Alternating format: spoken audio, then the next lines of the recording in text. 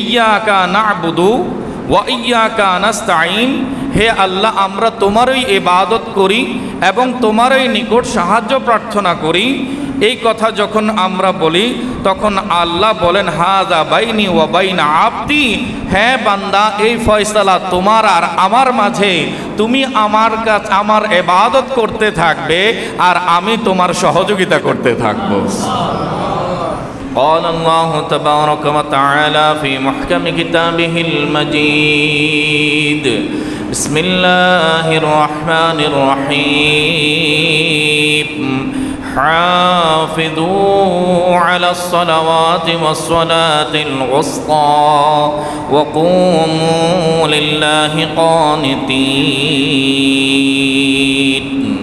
صدق الله مولانا العظيم وبلغنا رسوله النبي الحبيب الكريم ونحن على ذلك من الشاهدين والشاكرين والحمد لله رب العالمين مولاي صل وسلم دائما أبدا على حبيبك خير الخلق كلهم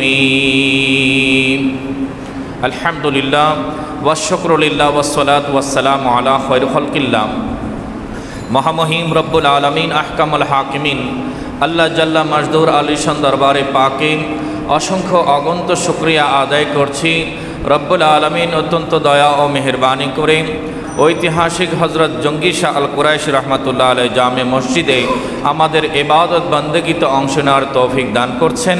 রব তাআলা দরবারে শুকরিয়া আদায় করে মহব্বতের আওয়াজে পেশ করি আলহামদুলিল্লাহ। रसूल अरबी सरकार मुस्तफ़ा अहमद मुजतबा मोहम्मद मुस्तफ़ा सल्लल्लाहु ताला अलैहि वालिहि वसल्लमार पवित्र दरबारे रिसालते অজস্র দুরুদ ও সালামের হাদিয়া পেশ করছি। আল্লাহ সুবহানাহু ওয়া তাআলা আমাদের এই হৃদয় নিংড়ানো ভালোবাসা সম্পন্ন এই দুরুদ ও সালাম বারগাহে রিসালতে কবুল এবং মঞ্জুর করুন, আমিন। नबी परिवार अहले बैत रसूल साहबाए कराम ताबीन तबे ताबीन आइम्मे मुजतहिदीन आइम्मे शरीयत आइम्मे तरीक़त एवं सारा विश्वव्यापी हक्काने रब्बाने उलमाए कराम आउलिया कामिलीन बुजुर्गाने दीन आमादेर पूर्वपुरुष दीन हक इस्लामेर कलेमाके समुन्नत करे जारा आज পরকালের মুসাফির হয়েছেন সকলের অবদানকে স্বীকার করে শ্রদ্ধার সাথে আল্লাহর দরবারে তাদের জন্য দোয়া করি। আল্লাহ সুবহানাহু ওয়া তাআলা তাদের সকলের এই অবদান এই প্রচেষ্টাকে কবুল এবং মঞ্জুর করুন, আমিন। সম্মানিত মুসলিম কেরাম, পবিত্র জুমার দিন, মুবারক দিন, সবাই বলি আলহামদুলিল্লাহ। রাসূল আরবি সাল্লাল্লাহু আলাইহি ওয়াসাল্লাম সপ্তাহের সেরা দিন শ্রেষ্ঠ দিন বলে ঘোষণা করেছেন এবং বলেছেন এই জুমার দিনে আল্লাহর দরবারে বান্দা যখন ফরিয়াদি হয় বিশেষ বিশেষ মুহূর্তে ওই বান্দার দোয়া আল্লাহর দরবারে কবুল হয়ে যায়। খতিব যখন মসজিদে আগমন করেন খতিবের কাছে গিয়ে মুসল্লিরা যেন বসে পড়ে। আল্লাহর হাবিব বলছেন ঘর থেকে বের হওয়ার পর খতিবের নিকটে পৌঁছা পর্যন্ত প্রতি কদমে কদমে বান্দার জন্য ফেরেশতারা নেকি লিখতে থাকে। রব্বুল আলামিন আমাদেরকে এত বড় সুযোগ দিয়েছেন, জুমার দিনে জুমার মজলিসে আমরা শরীক হতে পেরেছি। আল্লাহ তাআলা দরবারে আরও একবার শুকরিয়া আদায় করে বলি আলহামদুলিল্লাহ।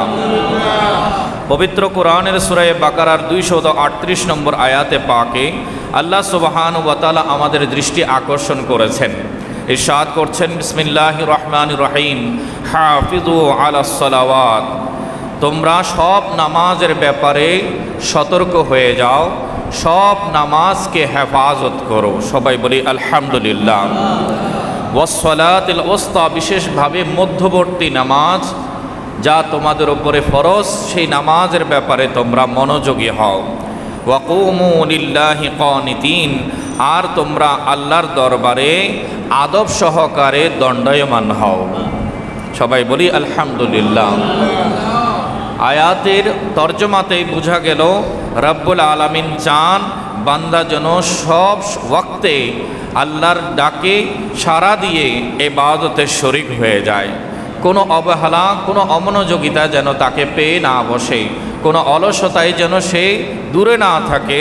আল্লাহ চান বান্দা আল্লাহর দুয়ারে আসবে, আল্লাহর দরবারে সাজদা করবে, আল্লাহর প্রতি শ্রদ্ধা, আদব, ভক্তি, মহাব্বত প্রকাশ করবে, আর রব্বুল আলামিন ওই বান্দাকে গ্রহণ করে নেবেন, কবুল করে নেবেন।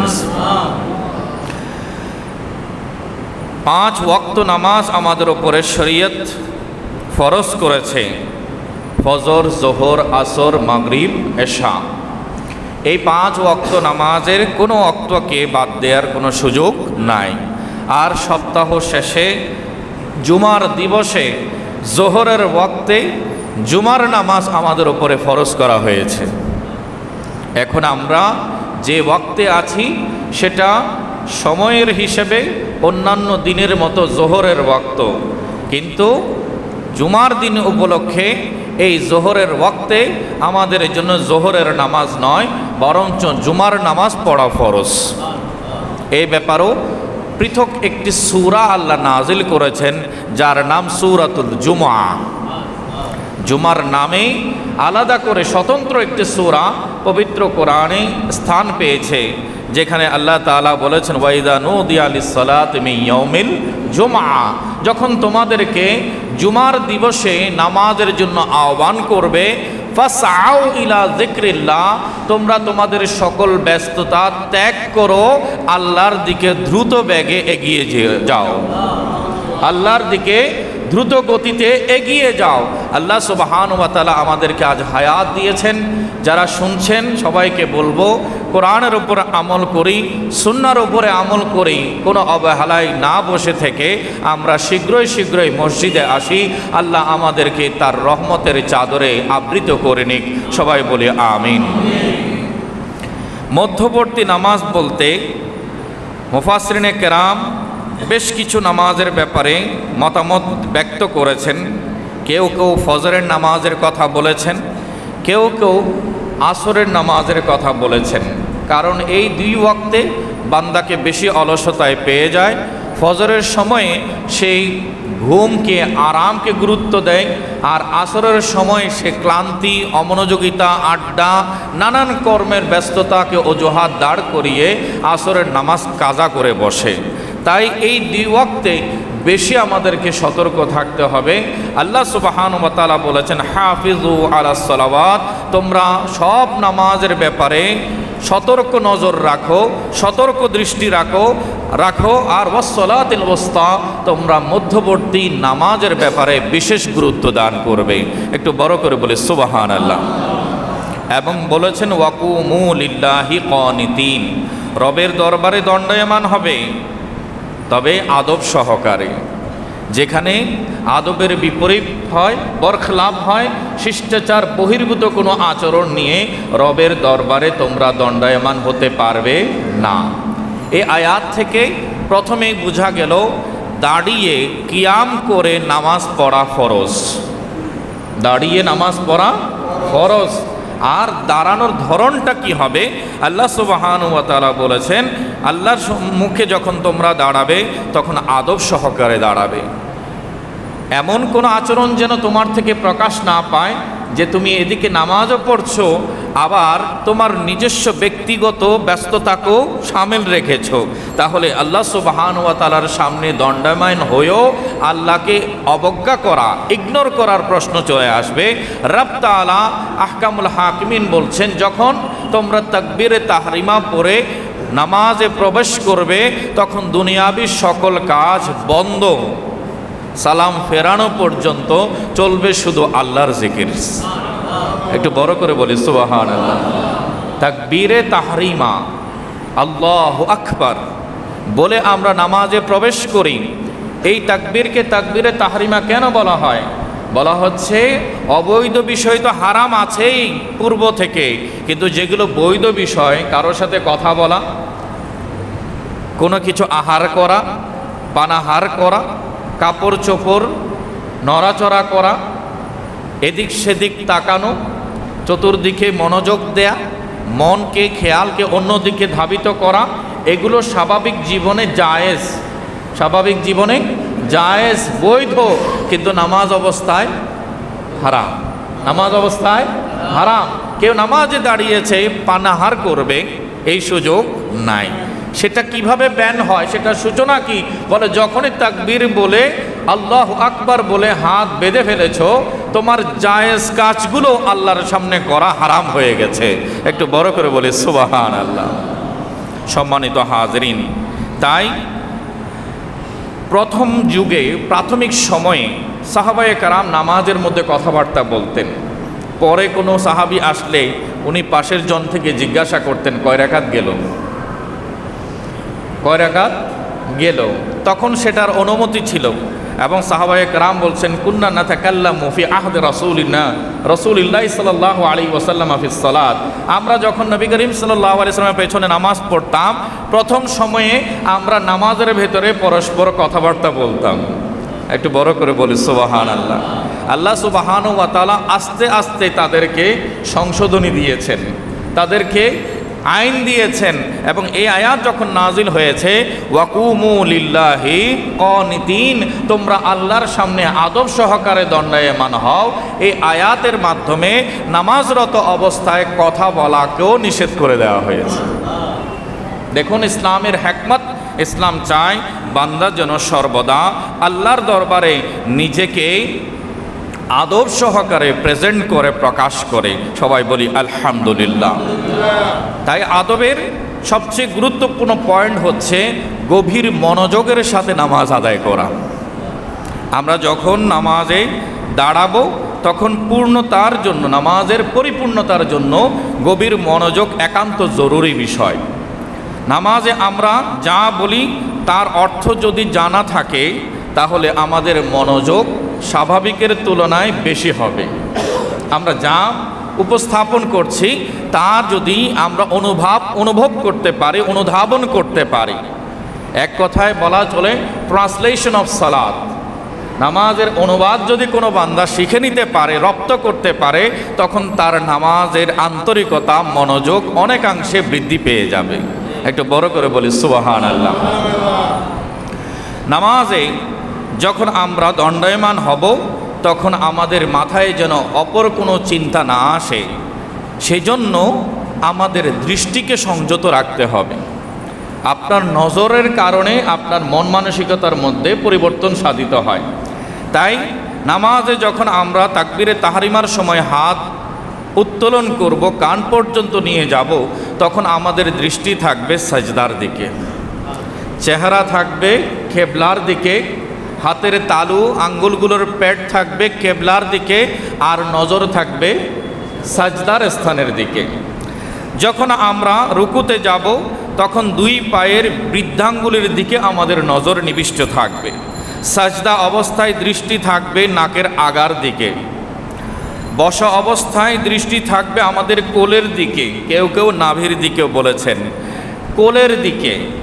আর যখন আমরা সালাম দেব আসসালামু আলাইকুম ওয়া রাহমাতুল্লাহ, আসসালামু আলাইকুম ওয়া রাহমাতুল্লাহ, ডানে বামে যখন আমরা সালাম ফেরাবো তখন আমাদের নজর থাকবে আমাদের কাঁধের দিকে। আমরা একেবারে যতদূর নজর যাই ততদূর দেখব না, আমাদের দৃষ্টিকে আমরা সংযত রাখব। কারণ এই জিকির কেবল কার জন্য? আল্লাহর জন্য। আল্লাহর জিকিরের মধ্যে অন্য কোনো বিষয় যেন অংশগ্রহণ করতে না পারে, আমার মনোযোগ যেন বিনষ্ট না হয়, তাই আমাকে আমার হৃদয়কেও সংযত করতে হবে, কন্ট্রোল করতে হবে, নিয়ন্ত্রণ করতে হবে, পাশাপাশি আমার নজরকেও নিয়ন্ত্রণ করতে হবে। সবাই বড় করে বলি আলহামদুলিল্লাহ। আজকের জুমায় আমি চাই আপনাদের সাথে ট্রান্সলেশন অফ সালাত নিয়ে আলোচনা করতে। নামাজের অনুবাদটা আমরা শিখতে চাই। সবাই রাজি আছি? দরকার আছে কি না? আমরা জীবনে অনেক বছর ধরে নামাজ পড়ছি, কেউ 10 বছর, কেউ 20 বছর, কেউ 30 বছর, কিন্তু আল্লাহর সাথে আমার কি কথা হয় এখনও আমার হৃদয় জানে না। আজ যদি আমরা জানতে পারি যে রবের সাথে আমার কি কথা হয়, তাহলে আমার নামাজের প্রতি মনোযোগ, আদব, আন্তরিকতা, মহাব্বত আরও বহুগুণে বৃদ্ধি পাবে। সবাই বলি আলহামদুলিল্লাহ। নিয়ত করেছি, এরপরে আমরা তাকবীরে তাহরিমা বলবো আল্লাহু আকবার। আল্লাহ সবচেয়ে মহান, আল্লাহু আকবার মানে কি? আল্লাহ সবচেয়ে মহান। তারপরে আমরা পড়ি সানা, সুবহানাকা আল্লাহুম্মা ওয়া বিহামদিকা ওয়া তাবারাকা ইসমুকা ওয়া তাআলা জাদ্দুকা ওয়া লা ইলাহা গায়রুকা। হে আল্লাহ, তুমি পাক ও পবিত্র, তোমার জন্য সমস্ত প্রশংসা, তোমার নাম বরকতময়, তোমার গৌরব অতি উচ্চ, তুমি ছাড়া অন্য কোনো মাবুদ নাই। সুবহানাকা আল্লাহুম্মা, হে আল্লাহ তুমি পুত পবিত্র, ওয়া বিহামদিকা, সমস্ত প্রশংসা তোমার জন্য, ওয়া তাবারাকা ইসমুকা, তোমার নাম বরকতময়, ওয়া তাআলা জাদ্দুকা, তোমার মর্যাদা গৌরবময়, ওয়া লা ইলাহা গায়রুকা, তুমি ছাড়া কোনো মাবুদ নাই। এরপরে পড়ব তাউজ, আউযু বিল্লাহি মিনাশ শাইতানির রাজিম। আমি আল্লাহর কাছে বিতাড়িত শয়তান থেকে আশ্রয় প্রার্থনা করছি। আউযু বিল্লাহি, আমি আশ্রয় প্রার্থনা করছি আল্লাহর নিকট, মিনাশ শাইতানির রাজিম, বিতাড়িত অভিশপ্ত শয়তান থেকে। তারপর পড়ব তাসমিয়া, বিসমিল্লাহির রহমানির রহিম, আল্লাহর নামে আরম্ভ, যিনি পরম দয়ালু করুণাময়। শুরু করব সূরা ফাতিহা। আল্লাহ সুবহানাহু ওয়া তাআলা এই সূরা ফাতিহার মধ্য দিয়ে আমাদের সাথে কথা বলা শুরু করে দেন। সহিহ মুসলিম শরীফের 395 নম্বর হাদিসে পাক, আমরা সূরা ফাতিহায় যখন বলি আলহামদুলিল্লাহি রাব্বিল আলামিন, সমস্ত প্রশংসা বিশ্বজগতের রব আল্লাহর জন্য, তখন আল্লাহ বলেন হামিদানি আব্দি, আমার বান্দা আমার প্রশংসা করেছে। তারপরে আমরা বলি আর রহমানির রহিম, তিনি পরম দয়ালু করুণাময়, তখন আল্লাহ বলেন আসনা আলাইয়া আব্দি, আমার বান্দা আমার বিশেষ প্রশংসা করেছে। এরপর যখন আমরা বলি মালিকি ইয়াউমিদ্দিন, তিনি বিচার দিবসের মালিক, হিসাব নিকাশের দিনের মালিক, তখন আল্লাহ তাআলা বলেন মাজ্জাদানি আব্দি, আমার বান্দা আমাকে সম্মানিত করেছে। ইয়্যাকা না'বুদু ওয়া ইয়্যাকা নাস্তাঈন, হে আল্লাহ আমরা তোমারই ইবাদত করি এবং তোমারই নিকট সাহায্য প্রার্থনা করি। এই কথা যখন আমরা বলি তখন আল্লাহ বলেন হাযা বাইনি ওয়া বাইনা আব্দি, হ্যাঁ বান্দা এই ফয়সালা তোমার আর আমার মাঝে, তুমি আমার কাছে আমার ইবাদত করতে থাকবে আর আমি তোমার সহযোগিতা করতে থাকব। এরপরে আমরা বলি গায়রিল মাগদুবি আলাইহিম ওয়ালাদ-দাল্লিন, যে হে আল্লাহ আমরা তোমার কাছে বলছি ইহদিনাস সিরাতাল মুস্তাকিম, তুমি আমাদেরকে সরল পথে পরিচালিত করো, সরল পথের উপরে রাখো, এবং বলছি সিরাতাল্লাযীনা আনআমতা আলাইহিম, যেই পথে ইতিপূর্বে যারা চলে গেছেন তাদের উপরে তুমি নিয়ামত দান করেছো, অনুগ্রহ করেছো। গায়রিল মাগদুবি আলাইহিম ওয়ালাদ-দাল্লিন, আল্লাহ তাদের পথে নয় যাদের প্রতি তুমি অসন্তুষ্ট হয়েছো, এবং যারা গোমরা পথভ্রষ্ট হয়েছে তাদের পথও নয়, নিয়ামতপ্রাপ্ত বান্দাদের পথে আমাদেরকে পরিচালিত করো। তখন আল্লাহ তাআলা বলেন লিআবদি মা সাল, আমার বান্দা আমার কাছে যা চেয়েছে আমি তা কবুল করেছি। তাহলে নামাজ মানে হচ্ছে মুনাজাতুর রব, বান্দা আল্লাহর সাথে চুপে চুপে কথা বলা। বান্দা কার সাথে কথা বলে? আল্লাহর সাথে। যারা আহলুল্লাহ, যারা আল্লাহওয়ালা বনে গেছে, তারা আল্লাহর কালাম নিজের কানে শুনতে পায়। আমি আপনি সেই পর্যায়ে স্তরে যদি পৌঁছে যায় তাহলে ইনশাল্লাহ আমরাও শুনতে পাবো। তবে অন্তত এটা তো বিশ্বাস রাখতে পারি, নবী মুস্তাফা বলেছেন বান্দা এদিক থেকে বলে আর মাওলা সেদিক থেকে বলা শুরু করে দেন। এটা যদি অনুভব করি আমাদের মনোযোগ কম হবে নাকি বেশি হবে? বেশি হবে। এরপরে আমরা নির্ধারিত সূরা পড়ব। তাই আমি আগেও বলেছিলাম অন্তত নামাজে যে 11টি সূরা আমরা তেলাওয়াত করি আমরা যেন এই 11টি সূরার সরল অনুবাদ শিখে নিই, রপ্ত করে নিই, আয়ত্ত করে নিই, যাতে করে সূরা ফাতিহার সাথে সাথে অপরাপর সূরাগুলো যেন আমরা মনোযোগ সহকারে তেলাওয়াত করতে পারি। আল্লাহ আমাদেরকে তৌফিক নসিব করুক, আমিন। রুকুতে যাব, আল্লাহু আকবার, আল্লাহ সবচেয়ে মহান, সবচেয়ে বড়। তাসবিহ পড়ব, সুবহানা রাব্বিয়াল আযীম, আমার মহান রবের পবিত্রতা ও প্রশংসা বর্ণনা করছি। সুবহানা রাব্বিয়াল আযীম, আমার মহান রবের সুবহানা, আমি প্রশংসা, পবিত্রতা ঘোষণা করছি। এরপরে আমরা রুকু থেকে দণ্ডায়মান হয়ে কি বলি? সামি আল্লাহু লিমান হামিদা, আল্লাহ ওই ব্যক্তির কথা শুনেন যে তার প্রশংসা করেন। আমরা যে এতক্ষণ রুকুতে প্রশংসা করেছি কার? কথা বলি কার? আল্লাহর। এখন উঠার সময় বলছি, আমি যে প্রশংসা করেছি আমার রব আমার প্রশংসা শুনেছেন। সামি আল্লাহু লিমান হামিদা, আল্লাহ সেই ব্যক্তির কথা শুনেন যে তার প্রশংসা করেন। এবার আমরা সাজদায় যাব, বলবো আল্লাহু আকবার, আল্লাহ সবচেয়ে বড়, আল্লাহ সবচেয়ে মহান। তাসবিহ পড়ব, সুবহানা রাব্বিয়াল আলা, সুবহানা রাব্বিয়াল আলা, সুবহানা রাব্বিয়াল আলা, আমার সুউচ্চ মর্যাদা সম্পন্ন, মর্যাদার মালিক রবের আমি পবিত্রতা বর্ণনা করছি। এরপরে দুই সাজদার মাঝে আমি বসবো, আল্লাহু আকবার বলে, আবারও আমি সাজদা করব, সেখানেও আমি গিয়ে বলবো সুবহানা রাব্বিয়াল আলা, সুবহানা রাব্বিয়াল আলা। দুই সাজদার মধ্যবর্তী সময়ে আমি দুবার বলবো রাব্বিগফিরলি, রাব্বিগফিরলি, হে আমার রব আমার গুনাহ মাফ করে দাও, হে রব আমার গুনাহ মাফ করে দাও। এরপরে আমি আবার সাজদায় গিয়ে বলছি সুবহানা রাব্বিয়াল আলা, সুবহানা রাব্বিয়াল আলা, হে আমার মহান রব আপনার প্রশংসা বর্ণনা করছি। একটু বড় করে বলি সুবহানাল্লাহ।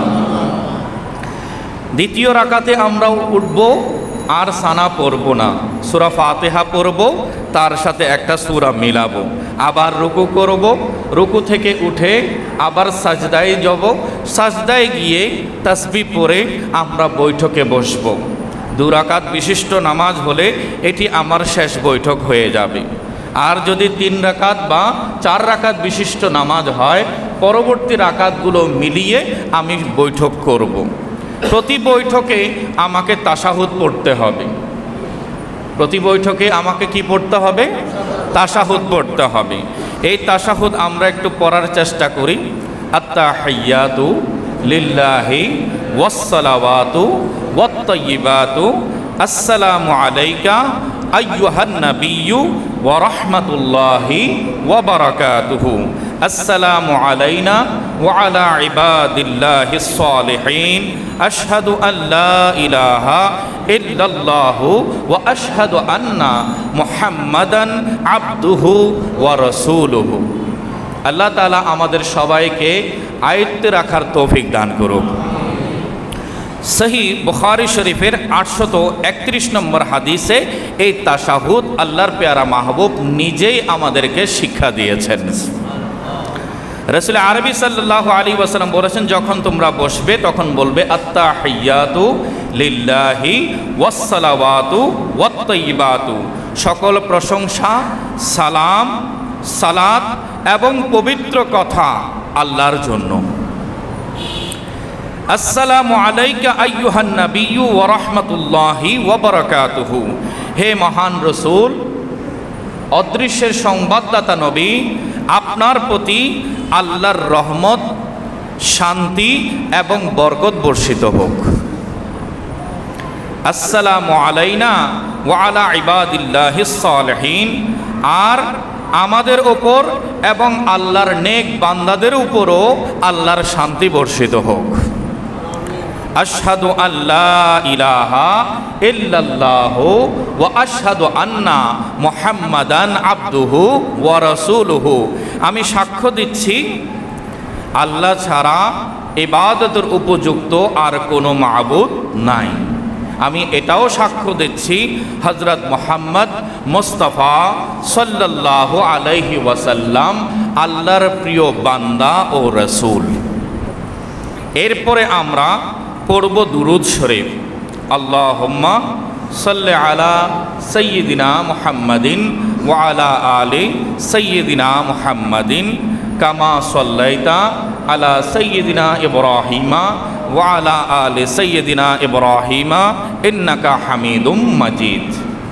আল্লাহুম্মা, হে আল্লাহ, সাল্লি আলা, রহমত বর্ষণ করো, সৈয়দিনা মুহাম্মাদিন, আমাদের আকা, আমাদের সরদার হুজুর করিম রউফুর রহিম হযরত মুহাম্মদ মুস্তাফা সাল্লাল্লাহু আলাইহি ওয়াসাল্লামের উপর, ওয়া আলা আলি সৈয়দিনা মুহাম্মাদিন, রাসূল আরবি সাল্লাল্লাহু আলাইহি ওয়াসাল্লামের পবিত্র বংশধরের প্রতি, কামা সাল্লাইতা, যেভাবে তুমি রহমত বর্ষণ করেছো, আলা সাইয়্যিদিনা ইব্রাহিমা, হযরত সাইয়্যিদুনা ইব্রাহিম আলাইহিস সালামের প্রতি, ওয়া আলা আলি সাইয়্যিদিনা ইব্রাহিমা, এবং সাইয়্যিদুনা ইব্রাহিম আলাইহিস সালামের বংশধরের প্রতি। ইন্নাকা হামিদুম মাজিদ, নিশ্চয়ই তুমি অত্যধিক প্রশংসিত, অত্যধিক মর্যাদাবান। একটু বড় করে বলে সুবহানাল্লাহ। পরের অংশ বলে আল্লাহুম্মা বারিক আলা সাইয়্যিদিনা মুহাম্মাদিন ওয়া আলা আলি সাইয়্যিদিনা মুহাম্মাদিন, হে আল্লাহ, তুমি বরকত বর্ষণ করো আমাদের প্রিয় রাসূল হযরত মুহাম্মদ মুস্তাফা সাল্লাল্লাহু আলাইহি ওয়াসাল্লামের প্রতি এবং তার বংশধরের প্রতি, কামা বারাকতা, যেভাবে তুমি বরকত বর্ষণ করেছো, আলা সাইয়্যিদিনা মুহাম্মাদিন আলা সাইয়্যিদিনা ইব্রাহিমা ওয়া আলা আলি সাইয়্যিদিনা ইব্রাহিমা, হযরত সাইয়্যিদুনা ইব্রাহিম আলাইহিস সালামের প্রতি এবং তার পবিত্র বংশধরের প্রতি। ইন্নাকা হামিদুম মাজিদ, নিশ্চয়ই তুমি প্রশংসিত এবং মর্যাদাবান। একটু বড় করে বলি সুবহানাল্লাহ। দুরূদ শরীফের মধ্যে রাসূলের জিকিরও হলো, সাথে সাথে আল্লাহর জিকিরও হলো। এরপরে আমরা পড়ব দোয়ায়ে মাসুরা। দোয়ায়ে মাসুরা সৈয়দনা আবু বকর সিদ্দিক রাদিয়াল্লাহু তাআলা আনহু রাসূল করিম সাল্লাল্লাহু আলাইহি ওয়াসাল্লামকে জিজ্ঞেস করেছিলেন, বললেন, হুজুর, আমাকে এমন একটি দোয়া শিখিয়ে দিন যেটা আমি নামাজের মধ্যে পড়ব। তখন আল্লাহর রাসূল বললেন, তুমি পড়বে আল্লাহুম্মা ইন্নী যালামতু নাফসি যুলমান কাবা ইল্লা আনতা ফাগফিরলি মাগফিরাতাম মিন ইনদিকা ওয়ারহামনি ইন্নাকা আনতাল গফুরুর রহিম। আল্লাহুম্মা ইন্নী যালামতু নাফসি যুলমান কাসীরান, হে আল্লাহ, আমি নিজের উপরে অনেক জুলুম করেছি। ওয়ালা ইয়াগফিরুয যুনুবা ইল্লা আনতা, আপনি ছাড়া আমার এই অপরাধ ক্ষমা করার কে বা আছে। ফাগফিরলি মাগফিরাতাম মিন ইনদিকা, আপনার পক্ষ থেকে আপনি আমাকে মাফ করে দিন। ওয়ারহামনি, আমার প্রতি আপনি দয়া বর্ষণ করুন। ইন্নাকা আনতাল গফুরুর রহিম, নিশ্চয়ই আপনি পরম ক্ষমাশীল দয়ালু। একটু বড় করে বলে সুবহানাল্লাহ। তারপরে আমরা সালাম ফিরাই, আসসালামু আলাইকুম ওয়া রাহমাতুল্লাহ, আপনাদের প্রতি আল্লাহর পক্ষ থেকে শান্তি এবং রহমত বর্ষিত হোক। আসসালামু আলাইকুম ওয়া রাহমাতুল্লাহ, আল্লাহর পক্ষ থেকে আপনাদের প্রতি শান্তি এবং রহমত বর্ষিত হোক। একটু বড় করে বলি সুবহানাল্লাহ। আজকের জুমা আমাদের জীবনের জন্য একটা সেরা জুমা, কারণ আজ আমরা বসে বসে আল্লাহর ইবাদতের তরজমা শিখে নিয়েছি। আমার পেজের মধ্যে এই আলোচনা থাকবে, আপনারা সেখানেও ফলো করে এই ভিডিওটা রপ্ত করে পরিবার পরিজন সবাইকে দেখিয়ে নামাজের ট্রান্সলেশনটা সবাইকে বুঝিয়ে দিতে পারবেন। এবং আমার বিশ্বাস, যারা আমরা নামাজের অনুবাদ শিখে নেব, আমাদের মনোযোগ নামাজ থেকে একটি বারের জন্য বাহিরে যাবে না। আমরা শ্রদ্ধার সাথে, আদবের সাথে নামাজ আদায় করব। আল্লাহ তাআলা আমাদের সবাইকে তৌফিক নসিব করুক, আমিন। এক ভাই প্রশ্ন করেছেন, সাজদার তাসবিহ রুকুতে আর রুকুর তাসবিহ সাজদায় পড়লে কিংবা পড়তে ভুলে গেলে তখন ওই নামাজিকে কি কোনো সাহু সিজদা দিতে হবে?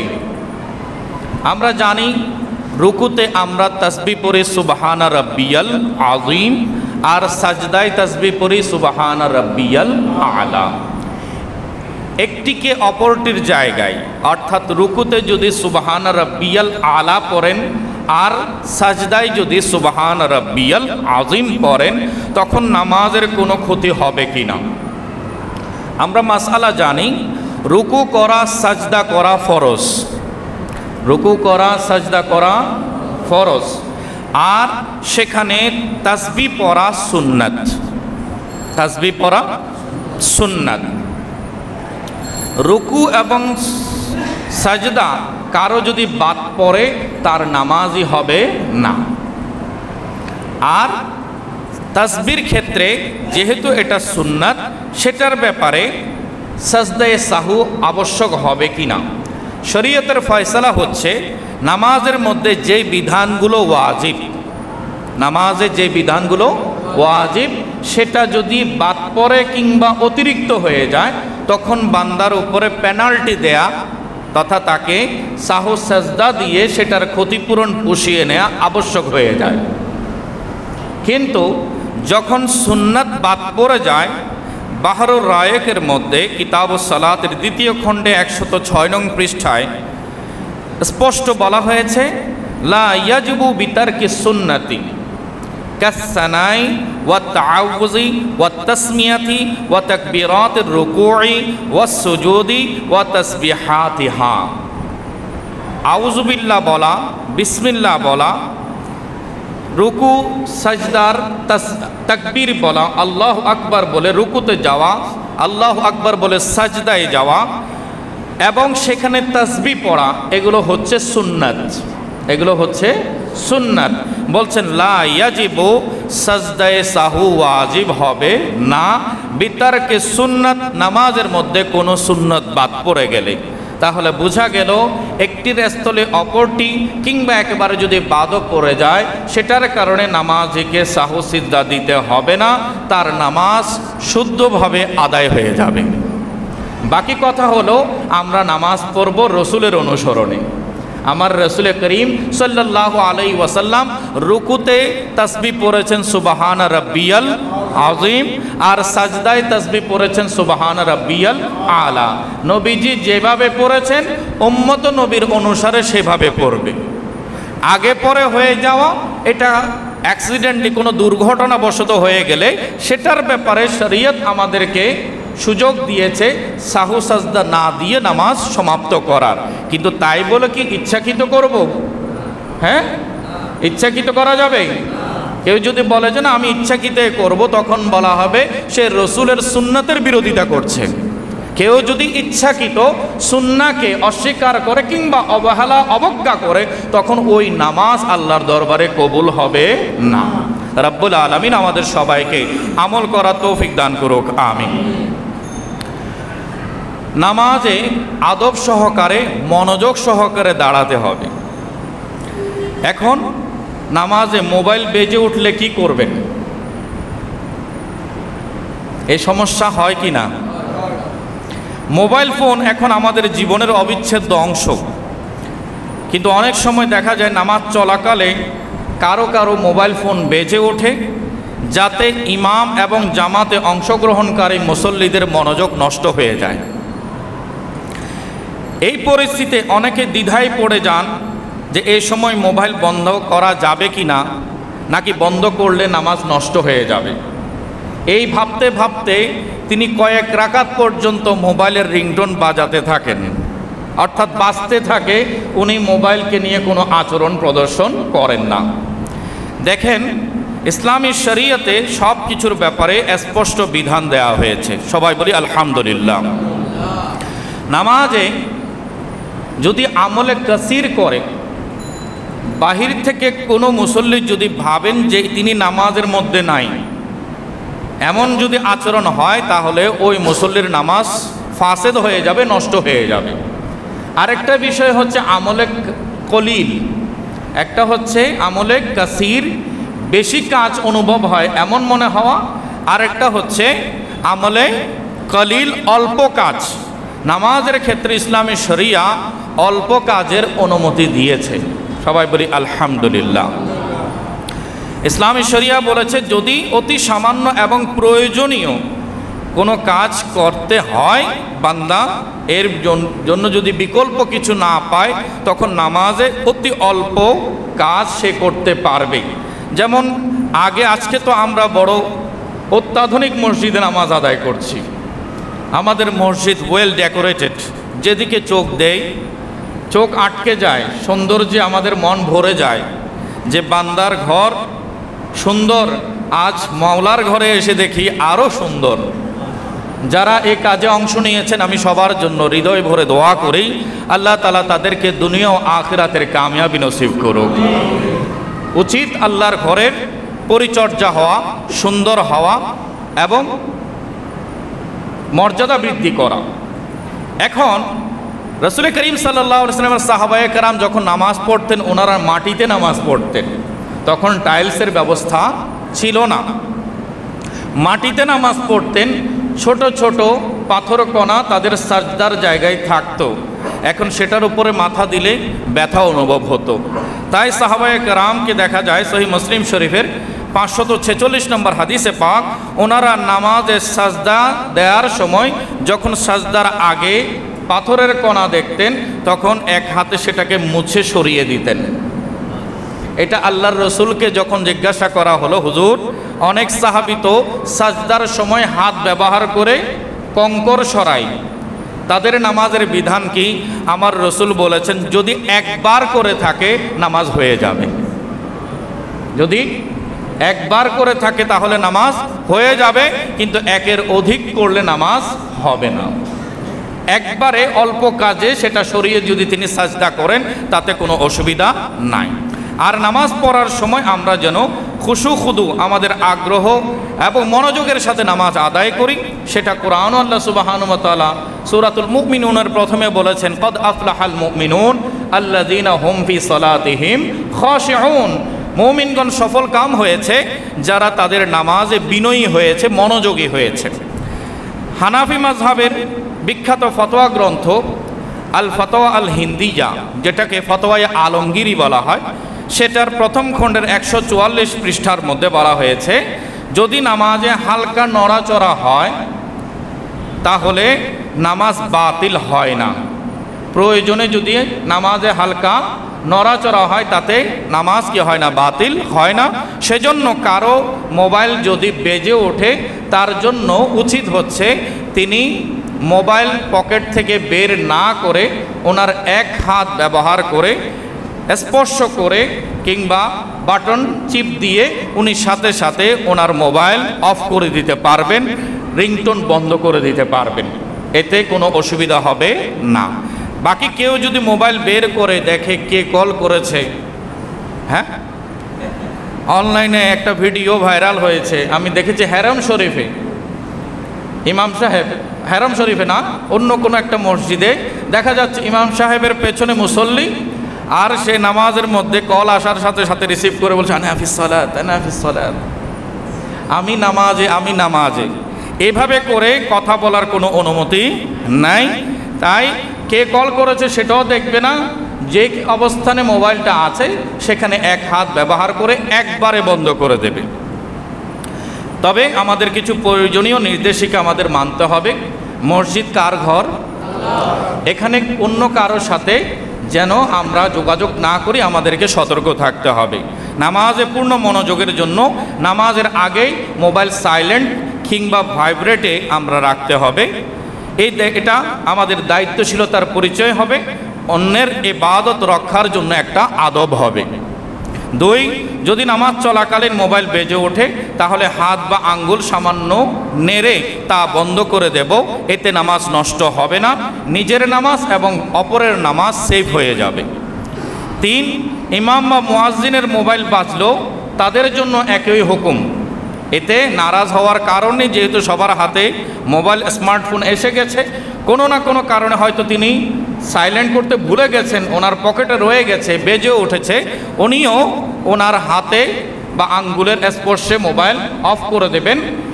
আর অন্যের যদি মোবাইল বাজে, আপনার পাশে কোনো মুসল্লির মোবাইল বাজছে, আপনি হাতের কনুই দিয়ে ইশারা করছেন, এরকম করা যাবে না। এটা করলে আমলে কাসির হয়ে যাবে, আপনার নামাজ নষ্ট হয়ে যাবে। তিনি তার নিজ দায়িত্বে সেটা বন্ধ করবেন, কেউ তাকে বলতেও পারবে না। আবার তাকে স্মরণ করানোর জন্য সুবহানাল্লাহ, আলহামদুলিল্লাহ এভাবে করেও আচরণ করা যাবে না, এটা নামাজের মধ্যে অতিরঞ্জন হয়ে যাবে। তাই নিজের নামাজকে নিজে সেভ করবেন। বাকি যার এই বিষয়টা মুখোমুখি হয়েছেন তার জন্য উচিত হচ্ছে তিনি তার এই আচরণে, এই সময়ে তিনি তার হাতের আঙ্গুল বা হাত দ্বারা ওই মোবাইলকে তৎক্ষণাৎ বন্ধ করার জন্য চেষ্টা করবেন, বাঁচতে দিবেন না। এতে করে নিজের মনোযোগও ঠিক থাকবে, অন্যের মনোযোগও ঠিক থাকবে। আল্লাহ তাআলা আমাদের সবাইকে শরীয়তের মাসালা মোতাবেক আমল করার তৌফিক দান করুক, আমিন। আজকে যা আমরা শিখেছি তা জীবনে প্রয়োগ করার আল্লাহ তৌফিক দিন, আমিন। ওয়া মা আলাইনা ইল্লাল বালাগ। আসসালামু আলাইকুম ওয়া রাহমাতুল্লাহি ওয়া বারাকাতুহু।